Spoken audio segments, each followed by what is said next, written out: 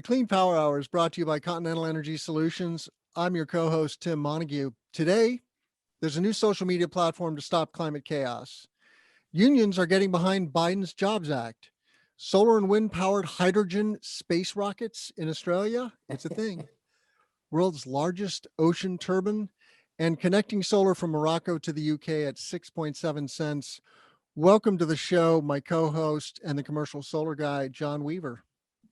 Timothy, I hope everything's going well with you. Having a nice time here in the Northeast building some solar. I really want to bring up one item though. What do you think the probability of us doing ocean-based turbines?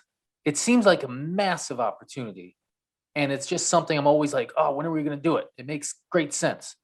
You got an opinion here? We got an article on it. That's why I'm thinking about it. Yeah, I love this topic in theory, right? Ocean currents are a real thing. They're a constant. And then there's tidal currents, right? As anybody who lives near the ocean knows, as the tide comes in and out, that's a huge volume of water, huge potential power to drive turbines that are under the water. And it's a thing, right? The Australians have this. I don't know what the technology is we're talking about today, but here's my issue, John. Hard to get to it when it's broken, right? You got to send scuba divers or you got to pull the thing out of the ocean. The ocean is super corrosive. So running a machine underwater 24/7, 365, hard to do. Possible? For sure. We can do it. But can we do it cost competitive? I was just talking to Peter Kelly Detweiler on my live show, the Solar Podcast Live with Peter, and we talked about next gen nuclear. And the problem is they're talking about 6 cents a kWh when you and I know that en masse wind and solar is 1 to 4 cents. And so can it compete in the free market? If it can, I'm all for it because tidal energy is clean energy. Yes, absolutely. What do you think? I mean, when you think about those things that I brought up though, and we'll put it on screen here because it is so badass. Yeah, thank you. Appreciate that. I mean, this is a badass machine. And there's a cool video of it if you scroll down. And this is the European Marine Energy Center website. Who knew that even existed? So thank you, European Marine Energy Center. And there's a video. Yeah, keep going though. Oh no. Yeah, no, there's a different one that I want to show off. Maybe that one's it. Hey, keep going. That one, the bottom one. That one. Yeah. I see why you say it looks like an X-Wing. Yeah. I mean, this thing looks like you could fly. This looks like Luke from Star Wars is going to fly this thing across the oceans. And it's pretty neat looking. I just thought it was cool looking. I mean, of course, the fact that it's the world's largest, it's at 2 megawatts, but I don't know, it just looks neat. And so there's that. And the 2 big turbines on the edges and everything, and it just looks like a spaceship almost. So it's pretty cool. So in reference to your comments, the first one, corrosive ocean. Yeah, that's true. Salt water is just amazing. The gaining access to, well, I would say responding to that. We know how to put submarines and giant ships in the ocean and deal with these things over extended periods. I know that the big ocean ships, though, super expensive. And I'm thinking things like the military, the Navy, super expensive to manage, super expensive to build. And some of the highest O&M costs in the world, probably, because it's literally people who don't care about the cost of things. So there's probably a bad example, but we have the ability to fly out to wind turbines. Okay, at least they're above water. But the point you make about a diver, that sounds like a challenge, the cost of managing it. I'm super interested because the tides never stop. The tides move more consistently than the wind. The tides aren't as consistent as the sun, but they're close.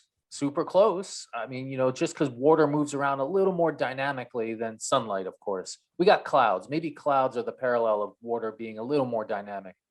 So I just think it's a neat piece. It's almost a base load.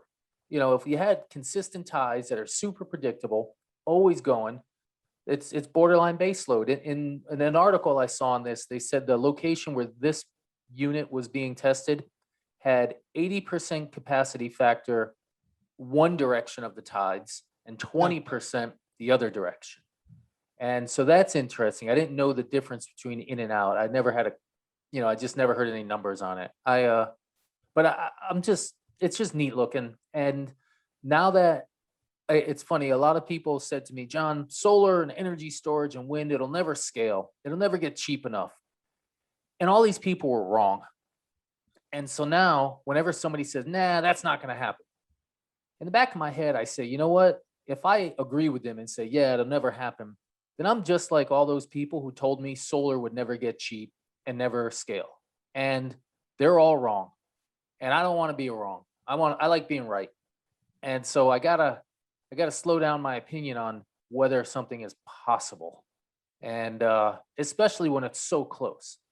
You're right, though, whether it can be cost effective is a huge question. But we're pushing, and somebody's going to give some hard answers, some explicitly hard answers on this. And I don't know. And either way, it looks like a spaceship, and so that's the best part about it. So I'm just going to go with that. Yeah, and if you were on an island where there was not a lot of wind power for some reason, or you didn't have batteries so you could leverage the solar, or enough land, then underwater turbines, I say let's develop it and have options, right? Options are good. I'm there.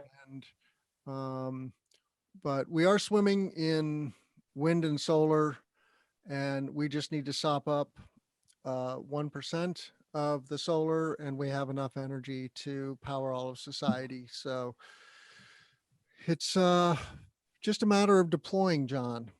Deploy. We are going to need a lot more people in the energy industry, and all those jobs that are in coal mining and oil drilling and fracking, those jobs will be here.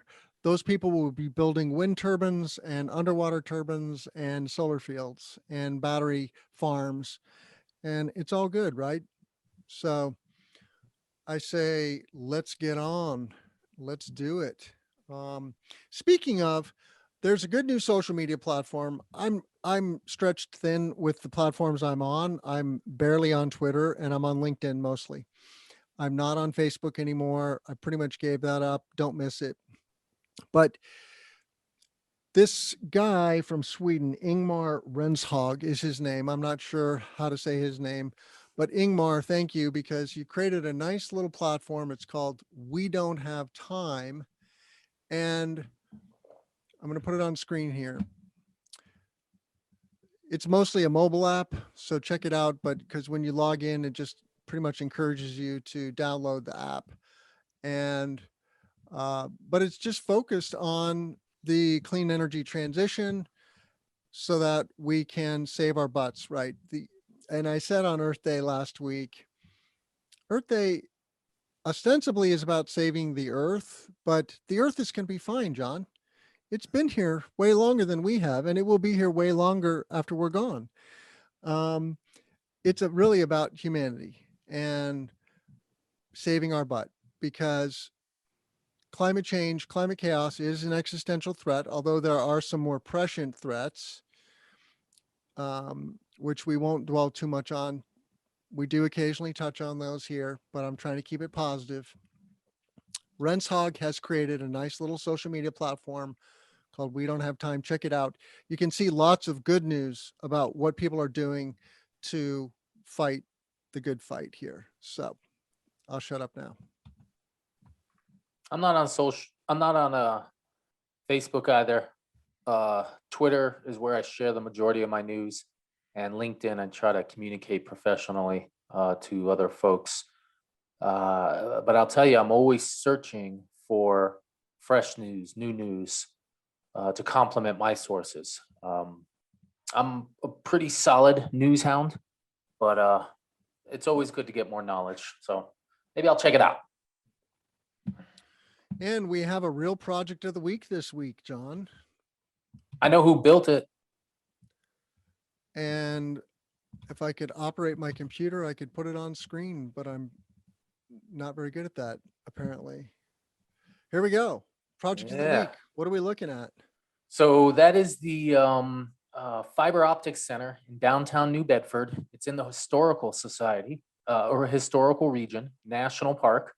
And over there are musicians playing along with Adam Gent, who's the gentleman in the black tall standing there with the big hair. And he's the owner with myself of Whaling City Solar, which is the residential company that he and I own. And this is a launch on Earth Day of a really awesome small system. It's N-phase inverters and Solaria panels. And that wall there is a beautiful, beautiful mural done by Kat Knudsen. She's actually married to one of the musicians. You can kind of see him sitting down there with the curly hair. And it is just really cool to see so many people celebrating a solar project. It was really neat to install in the historical district because it took like 9 months for a small system. And that's way too long, way too much time for for a small project. But it's the first one in the New Bedford historical region, and that's pretty sweet. We had to do all of our wiring indoors. So there's a 4-story inside conduit going down, and then we had to go through 3 feet of stone. The first 2 feet were solid stone, and the next foot or 3/4 of a foot with bricks and other stuff because the building was, added to it over time. And just neat. It was a really cool building, great history, and it's cool to see solar in a highly aesthetic setting on a 200-year-old structure. And that was my Earth Day. Hung out with Adam, hung out with his parents. His dad's proud that his son is an entrepreneur. I thought that was neat. And it was just a neat day. Earth Day, hanging out doing solar. And with a band and with a mural, and all my friends and all the good people I know were involved. And so I'm really happy to give you the project of the week. So there you go. Awesome. I love it. Rooftop solar is so empowering, to be able to light your building with energy from the sun. Of course, we get light all the time, but when you put a roof on a building, then you don't get the light, but you can get electrons. And so it's just a nice little trade-off and augmentation. Put a battery in your basement, bada beam, bada boom, and you've got a microgrid and resiliency. So, but we have to fight for rooftop solar. We have to fight because the utilities want to beat that down. They see it as competition. I see it as a human right. And electrons from the sun, everybody should have that right. Somebody wants to send satellites to space with green hydrogen. It sounds like some crazy Aussies at the helm. What's the story, John? Hypersonics with an X. So first, I just want to let you know that if I was reborn as somebody, I would want it to be an Australian, because there's like 34 million people there, but I think every one of them has got some kind of crazy in them, and they just do really awesome giant things. They have the most solar per population for a country, I think by far. They have like some regions with 50% of their electricity, or 50% of rooftops have rooftop solar, just like really big numbers, really big generations. So, go Australia. So what this is, first off, it's super early. I mean, first you can see they got $2 million, and $2 million for a spaceship that's like 3 engineers. So they got a while to go. However, the concept that there's somebody who sees the ability to use wind and solar to make green hydrogen, which will then launch a scramjet, which a scramjet's going to go at like thousands of miles per hour to get into space. So imagine I currently worry about the volume of CO2 generated by rockets. It's actually a very low number from what I've read, at, under 1% if we were to do constant flights. But if we can get it to the point where it's zero CO2, where it's hydrogen, it just seems cool. And then if you're in space and you're burning stuff, the physics up there are different, so I don't exactly know how to talk about it. But if you're in space and you're generating and you have this hardware and you have solar in space, you can get water up there or some liquid, you can create some fuel up there. I don't know if that's really logical in any way, but I'm really, really impressed with the ingenuity, with the ideas, with the concepts of what's going on here. It's tying together multiple things. First off, it's tying together multiple things that you and I, Tim, love to talk about: spaceships, hydrogen, solar. But now it's solar powered spaceships. That's just cool. I know there's a layer or two between it, and I'm going to skip over that just because it makes me feel good to ignore that reality. But it's just neat. And somebody, we have so many smart people, and every time somebody does something weird that you're thinking, what the hell are you talking about? It opens up the ideas in the minds of others. And I think there's something called the Overton window. And the Overton window is where you say, okay, this is what we got to talk about because this is normal. And then people expand that Overton window by saying, well, we could do this. And that new thing becomes this weirdo extreme thing. But what happens is all the stuff that was here in between it is suddenly, mainstreamish. It's closer to the center because the extreme is way over here now. And this is a weirdo extreme thing that's making people like me go, oh, well, that's what else we can do. We can put satellites in orbit via scramjets and hydrogen and solar. Absolutely, let's do it. And because the Australians keep doing weird, awesome, strange things like a 25 gigawatt wind and solar plant that sells its electricity to Singapore, it's going to make other things happen. And in fact, that Singapore thing has a 3,800 kilometer power line to go underneath the ocean. Somebody in Morocco just suggested the same thing going to the UK, and it's one of the stories that we're going to cover. And it's just, go Australia. If I could donate some money to crazy Australians, give me a way to do it. I'll buy something from them just for the heck of it. I just want to see them do stuff. I want to see them experiment. They're cool. Yeah, I think the 2020s are going to be the decade of hydrogen. They're already the decade of storage. I was looking at a tool called New Project Media. If you don't know about it, check it out. Ken Meehan, who's coming on my show. I'm going to post an interview with him early next week. What I learned is they did a deep dive on ERCOT.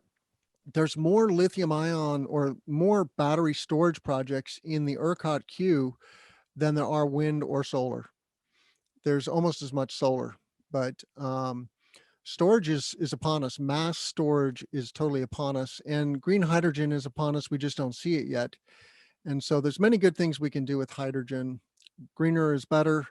Gray hydrogen is really not a good idea. Even though it's cheaper, technically, I say skip it and let's just go to the green because we have so much solar energy, right, to run those electrolyzers. We should just use solar to run the electrolyzers and wind. And Peter was talking about a project in the North Sea where they're going to, and I know that we've shown some of this technology. They're going to build, wind farms with green hydrogen electrolyzers right there on site and then run a pipeline to Europe. And so there's so many good applications for hydrogen that we just haven't seen, including sending satellites to space. Yeah, absolutely. All right. Well, and you mentioned the submarine cable in Morocco. We'll get this on screen. Submarine cable. This is in PV Magazine. Yes, sir. Connect 10 gigawatts of wind and solar in Morocco to the UK. That's a long way. You know what the coolest thing about it is? The price. If you somewhere near the second half of the article, they mentioned the price, and the price that they're hoping to sell is at 4.8 pounds per kilowatt hour, which is about 6.7 cents. And it's cheaper to generate the electricity in Morocco, move it in a $3,800 kilometer cable underneath the ocean, and sell it into UK. It's cheaper to do that than the nuclear power plant that they've signed an agreement at greater than 9 cents per kilowatt hour. So Yeah. it's just, I'm not sure what that speaks more of. If it speaks more of the amazing price that wind and solar and the amazing resources they have in Morocco, or at what a boondoggle the Hinkley Point C nuclear power plant and its costs are. Because like it's a third cheaper. It's 50% more almost. Yeah. And this includes a 2,500 mile. I mean, this is almost from New York City. This is like from New York City to Arizona. It's not LA, but somewhere close. Just Yeah. boom, one cable. And it's still cheaper. Oh, And this touches on that the concept we talked about last week too, about the global HVDC, right? We truly have the technology to just string the globe in these underwater cables. We have that technology dialed in, obviously, and it's a lot simpler than a nuclear plant. That's the problem with nuclear, is it's super complicated. That machine is just super off the charts complicated. We can do it. Yes, we do it. 50% of my grid power comes from nuclear here in Illinois. Totally doable. But why bother now that we have other cheaper, simpler technologies? No moving parts if it's solar. Of course, the wind turbines have moving parts, but it's cheaper's better, man. well, no, I'm gonna disagree with that statement, because gas and coal were cheaper for a long time. Cheaper among the clean is better. Yeah. No, it's both end. Yeah. We have to bite the clean bullet where needed. Like green hydrogen, I talked to a guy at Shell. Green hydrogen is 3 to 6 times more expensive than gray hydrogen on the market today. Okay. Now, as we adopt green hydrogen, and the price we will eventually get there, because the fossil technologies are subsidized hugely. And I think 6% is the figure of global GDP goes to fossil technologies. It's a big, big number. And so we can no doubt bring that down for green hydrogen. But the carbon footprint of green hydrogen is just vastly better. And we do need to decarbonize. The Department of Energy has a new goal to drop the price of green hydrogen by 80% by 2030. So that 2 to 6 number is going to be equal by 2030 if the Department of Energy gets their chance. Yeah, if you're working on green hydrogen, please reach out to us. We want to hear from you. We want to show off your technology and your projects, and it's a good thing. We need more and better. So, what is Careful, Tim. If you open this next story, you're gonna hear me rant. So, be ready if you want to deal with that, because I might cuss too. First Energy used customer money to bribe politicians to screw over customers is the headline. Well, that's my headline. First of all, who is First Energy? First Energy is a conglomerate utility company that owns power companies everywhere from Ohio, maybe in Illinois. I don't know if they're in Illinois, but Ohio, all the way to Pennsylvania. They also they were connected with the bribery scandal that was the $60 million bribery scandal, where they paid off in Ohio, that guy. And they're just a big conglomerate utility company who has spent tens of millions of dollars paying off politicians, and they just got caught. And what occurred is the the worst part is politician gets busted, FBI raids his house. The voters of Ohio are like, meh, we'll do it. We'll revote the guy in. We'll pretend it's not real. And then for months and months, the politicians were like, yeah, let's keep this law in place. It doesn't matter that it was gotten via bribery. Who cares? Let's just keep going with it because screw everybody. And it's like, all right, guys, you guys are terrible. And so they out there, great map. Yeah, I'm dealing with them in Pennsylvania right now, and I have a project with them in Western Maryland that I'm trying to work through. But it's these utilities. First off, it's illegal for an electric utility to use money that comes from customers for lobbying. It's illegal. Not only is it illegal, it's illegal to bribe politicians. When are we going to start putting these people in jail, dude? I mean, first off, any utility, any fossil, anybody who says, yeah, climate change isn't real, in my opinion, they're committing premeditated murder. And you know who else agrees with that? Not just me, a lot of people. Arnold Schwarzenegger, governor of California, said it in the video. Said if you deny climate change and you push it, if you deny it knowingly and you push it otherwise, you're committing premeditated murder. People are dying, and more will because of this. And, at some point, there's going to be a change in how we deal with this. And we need to start putting people in prison.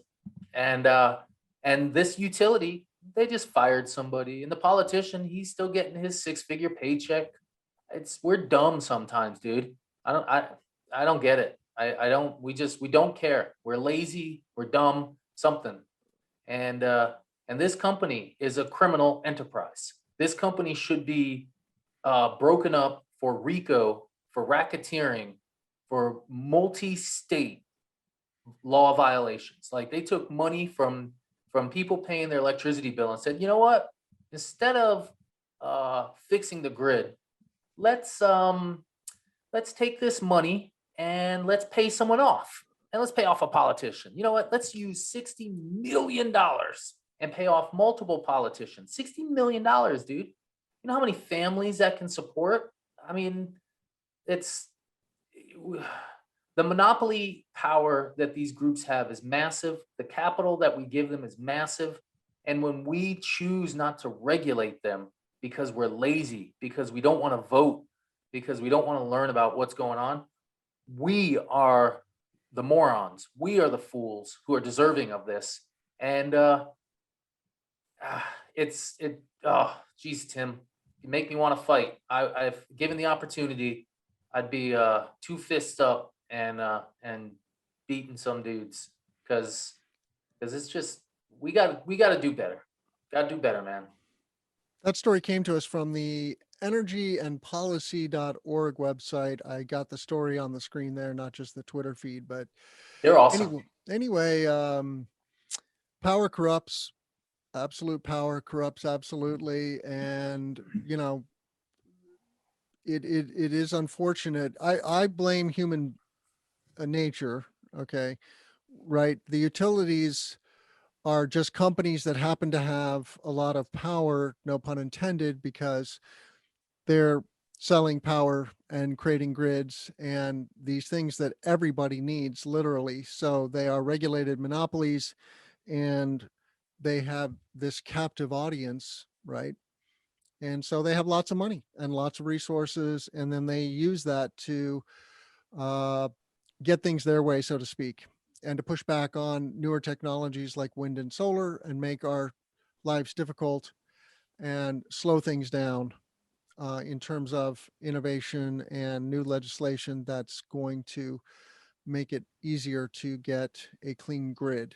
So, yep, it's unfortunate, but about 10% of humanity is, they just don't care. They're sick in some way, and they do things that are not good for themselves and for others, and so we have to fight back, fight the good fight. Volvo Group in general, I would say Volvo is a good company. I I'm I'm not sure about their uh, how seriously they are making the transition to EVs, but they are getting in the game. So what's the story here with Volvo Group? It's just cool to see that large vehicles are getting sold, large electric vehicles. So each one of those units are just big. They have 200 trucks, 87 construction, 26 buses. I don't know what a Penta is, but it's we're seeing trucks. It's not just Teslas. We're seeing construction equipment. We're seeing buses. Everybody says that we need more trucks and buses and large vehicles because they actually output on a per vehicle basis massively more CO2, and they're utilized massively more, specifically semi-trailers. I mean, semi-trailers never stop running. Ooh, it's a Penta. Oh, it's a There's the garbage Penta. truck. Yeah, it looks like a fire truck. Fire truck. Cool, cool. So an electric fire truck. That's neat. I constantly read that large vehicles need greening, big trucks need greening, and the volume that we drive these trucks means that if we strategically attack big trucks, semis specifically, we will accelerate our transportation greening, and uh, and so it's just neat to see some numbers. And I guess this is a base. It's only a few hundred, but it's somewhere. It's something. It's starting, and it's cool to see those numbers. I mean, we always get to see Tesla's numbers. We always get to see, there's a few other public companies. Actually, there's not too many. We really only get to see Tesla's numbers for true, publicly vetted numbers. Now we get to see it from Volvo, and that doesn't even include any cars. And so it's neat. I like the Volvo brand. For me, as a kid, I always thought that when I have a family, I'm going to buy a Volvo because their marketing told me that they were the safest, and it worked. Worked on me. So I hope they keep working the truck side. Yeah, they definitely built their brand on safety earlier. Now that they don't seem to focus so much on that particular angle. And what I can't figure out, John, is Volvo still a Swedish company? Because I know it has Swedish roots, but it got bought by Ford, and then it got bought by some Chinese company. Do you know what the deal is with the ownership of the Volvo brand? It's still owned by Geely, the major automotive brand based in China. Yeah. That's cool. But and they're getting into the EV game with consumer vehicles also. Yeah, they got the Polestar, I think, which a lot of people are fond of. Yeah, that's kind of their sport brand. So Volvo lovers unite. I say bring it on, Volvo. Okay. Story about unions and the Jobs Act. And I'm so fascinated to see how Biden has come out of the gate, very robustly. He's approaching his first 100 days in office, and he surprised me, John. I was concerned that he was a little too uh, experienced for the cause, but he's come out fighting and really laid it down. So now this Jobs Act the Jobs Act, which is not real legislation yet, but it's in the process of getting formed into that. The Ohio AFL-CIO. So Sorry to interrupt. There were a couple of union announcements, and when these guys popped up, when the West Virginia guys popped up, when you hear people talking about pro unions being pro mining for batteries, when you hear coal folks saying that they really want to get in on this, that gives me a little hope because I remember a recent election we had where the fool that was running spoke highly about how he loves coal and he's going to bring back coal, and the reality was far, far from that.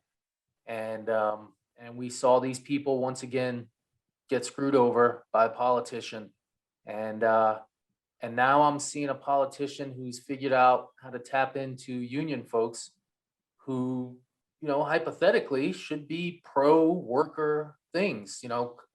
Beating up on climate change is a pro worker thing, except these folks have been captured politically, or not all of them, of course, just big chunks of the voting populace have been captured by people who lie.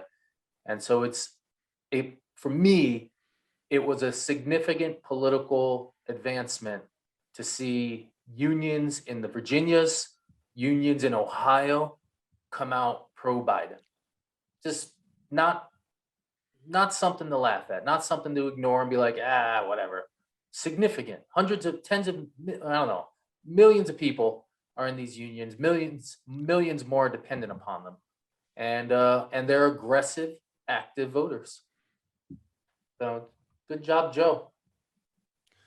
Yeah, I agree. We need unions to protect worker safety and pay. We need living wage. There's other ways to do that, of course, and it's a both and. When unions are working well, it's a good thing. And there is tons of infrastructure that needs to get built. The main thing that we were talking about in the pre-show is that the unions they want to have their cake and eat it too sometimes, right? They want the clean energy jobs, but they also want the dirty energy jobs. And I'm like, no, you can't have it both ways. You have to take a side here, and the side is on the welfare of the species, which is to stop climate chaos. We have to stop burning coal and natural gas and oil. We don't have to do it overnight, but we have to do it in the next 10 or 15 years. And that means lots of infrastructure, means lots of construction work, means lots of high wage jobs, union and non-union. And it's a both and. So I say, let's do it and let's get busy, because that's 70 gigawatts of wind and solar we need per year in the US to make the energy transition is non-trivial. That's a lot of volume. 70 gigs, it's like, whew, that's a lot of volume. We only have 100 gigs total in the US, right, of solar now. Just over it. Yep. Yeah. And so if we're going to install 45 gigs per year for the next 10 years, that's just off the charts. And you might say, well, that's impossible, Tim. We can't do that. Well, you would have said that about going to the moon too, right? And in what, 4 years or 5 years we did that. So it's totally doable. We just have to decide.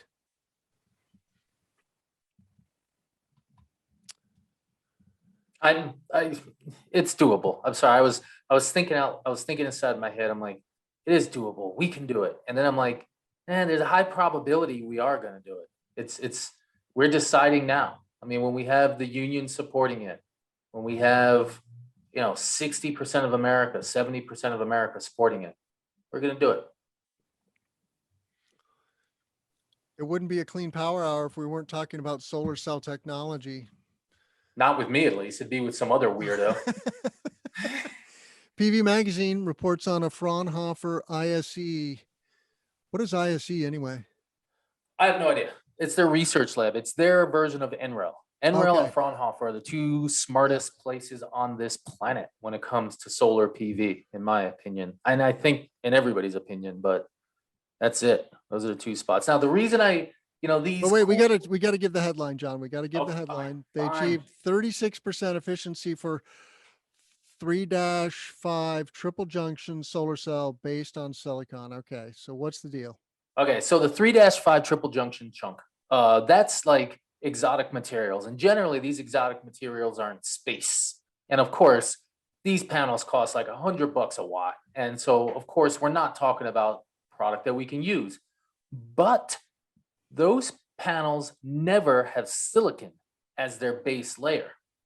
And this is a tandem solar cell that's at 36% based on silicon as its lowest layer.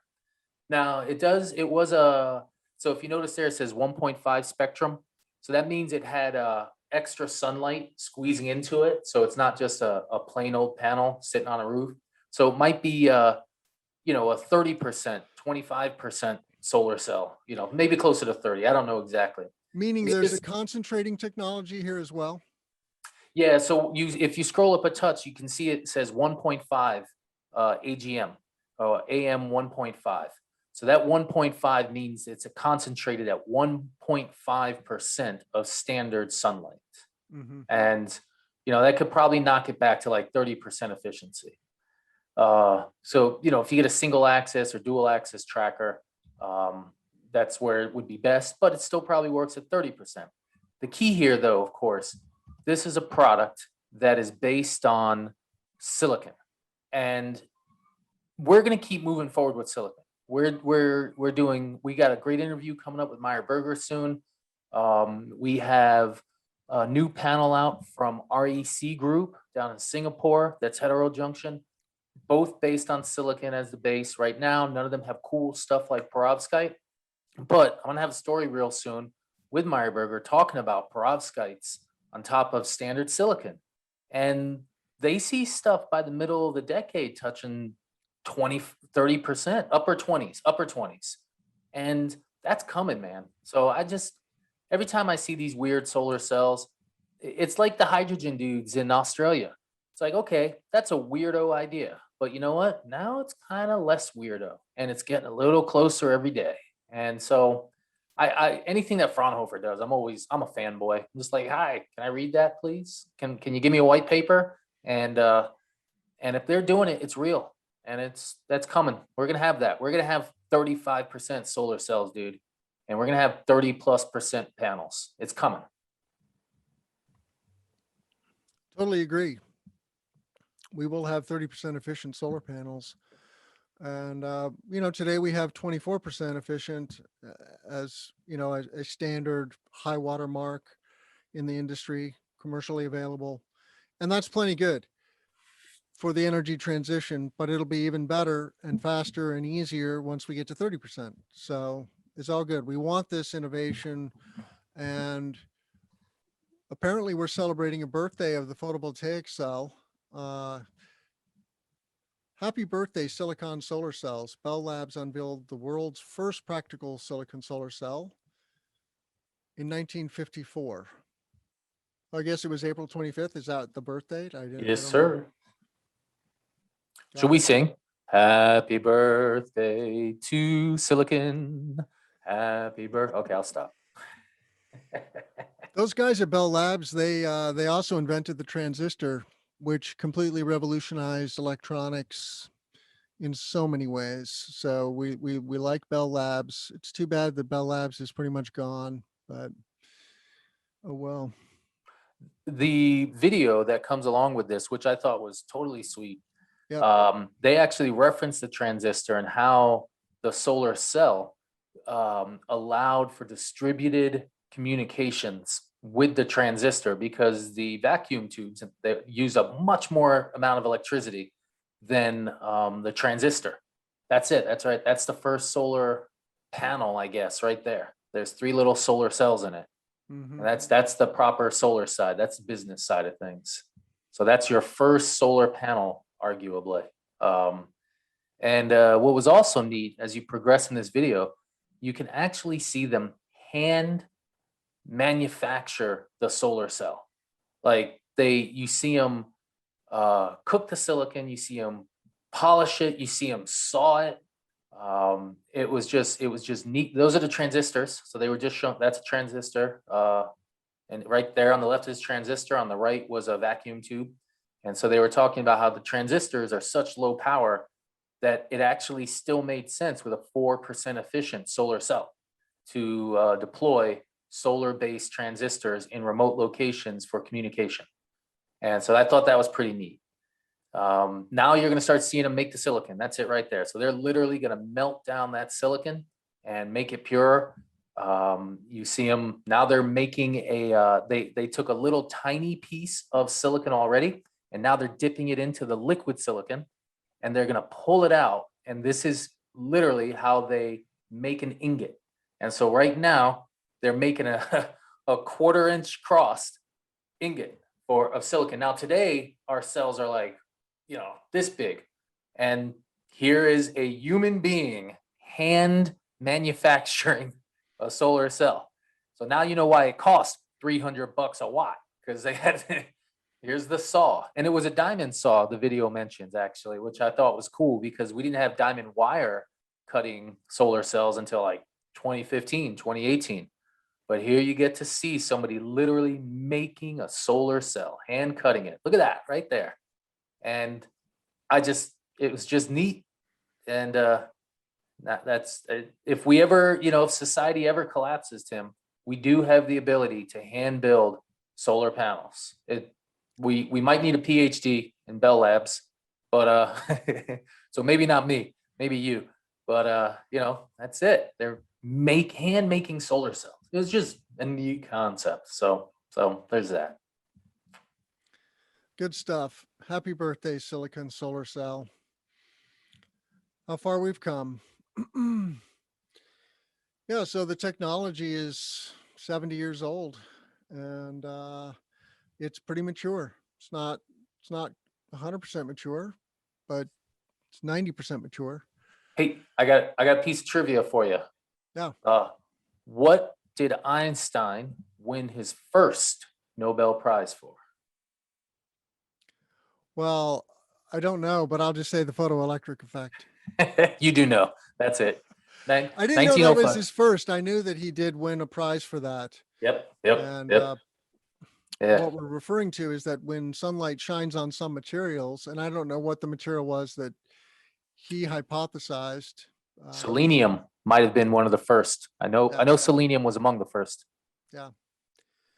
So when you shine a light on some elements, it produces electricity, and hence the whole shebang became theoretically feasible. And then Bell Labs grabbed that theory.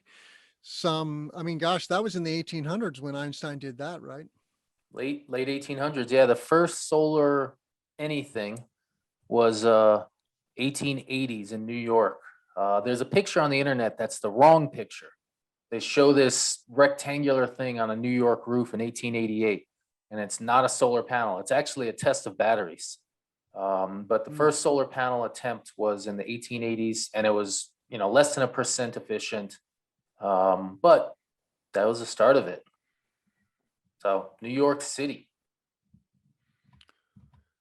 Well, we continue the PV technology here, and Hevel Solar unveils the 22.3 efficient heterojunction BIPV, building integrated PV, huh? So Hevel is a Russian manufacturer. Make cool products, it seems, high efficiency. They went straight to heterojunction. BIPV, of course, is neat. We love building integrated. It was green. They have different colors for it. The neat thing I saw here, they had 2 warranties. The first warranties are standard power production warranty, 30 years. Great number. The second warranty was of the panel as a building material. They gave a 50-year warranty for the panel to be structurally sound in whatever way it's being used. There it is, 50-year BIPV solution warranty. And that's pretty neat. You're thinking, oh, can this solar panel last and structurally do its job? Yeah, got a 50-year warranty on it. And, building integrated is going to come slowly because we build and tear down buildings very slowly. We have buildings from the year 0.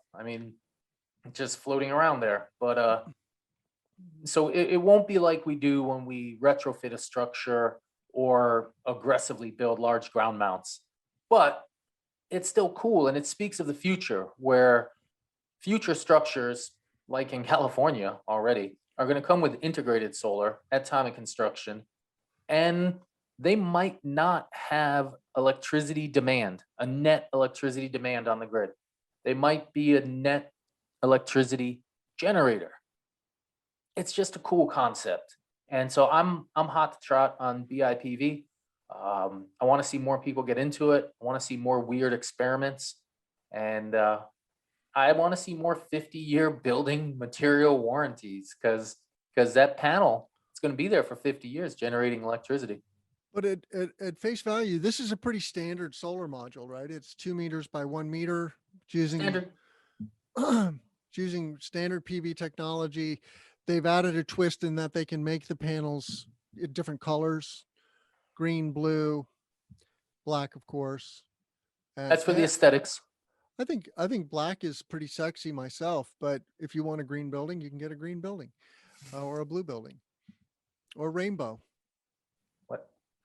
There's actually some companies who have really amazing coloring on their panels that look like, there's a Swiss company that was bought by the Emiratis, and the product loses about 5% efficiency, not from 22 to 18, but like 22 to 21. And it looks like paint. I mean, it looks thick and full. It does not look like a solar panel. And it's like, good job. Neat work. Cool. Well, we're going to close on a story about electric school buses. And we've talked about periodically about electric school buses. I think we talked about Bluebird not too long ago, right? Yep. And I didn't even know that Bluebird was going after the EV world, but And we also talked about at the beginning of the show, or earlier in the show, we talked about Volvo putting out some buses too. yep. Dems push 25 billion for electric school buses, a Biden priority. And the backdrop here is that diesel exhaust is toxic and it kills people. So we want to reduce that impact on human health. And of course, it's releasing lots of CO2 into the atmosphere. So it's a double whammy. Well, you know what? Can I get a little more aggressive on that statement? It's where our children ride twice a day, 250 times a year, within feet of a giant diesel engine putting out fine particulate matter that gets sucked into the back of the bus and absorbed into the most sensitive, young, growing brains on the planet. How's that? I Yeah. mean, Let's poison our children while we're taking them to and from school. What a good idea. thank you for, it's like, hey, let's go get smarter. Oh, by the way, let's beat the heck out of your brain with chemicals. It's like, come on, people. I mean, if there's anything in the world that should be pushed, it's this. Like, I would, if Bernie and Elizabeth and AOC said, John, come here and argue for something, I'd be talking about power lines and buses. I mean, those are it. That's the two first ones. I don't even have any kids. My brother's got 4 kids, and I love those little animals. And it's like, oh, I cannot, it's just, every time I see a school bus now, it burns me. It burns. And it's like, we can do this. This needs to be a national security issue. I mean, you mess up your youth, you're destroying your future. And we have plenty of research that says doing certain things makes us dumber, like just dumber. It's just like, hey kid, smoke this cigarette. Would you do that, Tim? Would you give a little kid a cigarette? No. That's when you put them on a school bus, you're telling them to hang out with smokers. And so first off, $25 billion. Holy crap. Such a huge amount of money. But I ran some rough numbers, and I think a school bus is like $300,000-$400,000. It could be closer to 500 grand. They're expensive, but it covers its costs. It's cheaper in the long game. And so this would only get us through like 50 to 80,000 school buses if we account for infrastructure. And so this would be we got about 500,000 to 600,000 school buses in the United States. And like 20 million kids every school day ride these buses. And so we need this to happen about 3x more times. But I bet you this would get a good start. And then I bet if the politician said, okay, top down, you can't kill kids anymore, at least via the school bus, then it would move faster. So this is a good start. This is a great start. I hope somebody pushes this. I hope this gets like grabbed and integrated into the infrastructure bill because, oh, just save the kids, dude.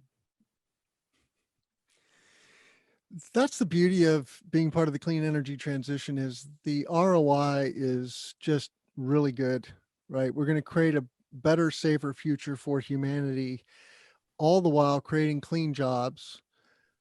It's a win-win. There's nobody has a leg to stand on that we should not make this transition. So that's the wind at our backs. And with that, we need to let our listeners know, John, how the heck they can find you, because I've heard it's quite difficult. It's 3 long words, commercial solar guy. And you got to type it into that Goog or wherever you want. And you can find me on my site, commercialsolarguy.com. I'm on Twitter. I'm on LinkedIn. But mostly located in Massachusetts, a decent amount in Rhode Island, doing a lot of development work in New York and Pennsylvania now. So commercial solar guy. What about you, Tim? How can I find you?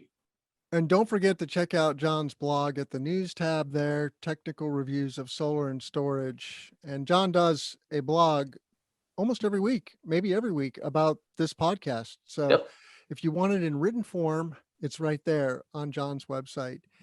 And how can you find me? I can be found at cesnrg.com/podcast, where we keep all of the clean power hours. Today is episode 42, and we're coming up on a full year of clean power hours. It's been a blast, and it's cool to just look back at all of these topics that many of them are going mainstream, like green hydrogen. My goodness, last year it was just a whisper. Now it's a roar. And so we see the future being made in real time, and the energy transition is happening before our eyes here at the Clean Power Hour and out there in the world. So please tell us the stories you want us to report on. And don't forget to subscribe to the YouTube channel. That is the Clean Power Hour at cesnrg.com/podcast. And give it a thumbs up. Share it with your friends, because the more people that see this content, the more people will get into the clean energy transition, and the faster we'll make the transition. And then we can move on to bigger and better things like going to Mars. All right. Well, have a great day, John. And thanks for being here. Let's grow solar and storage.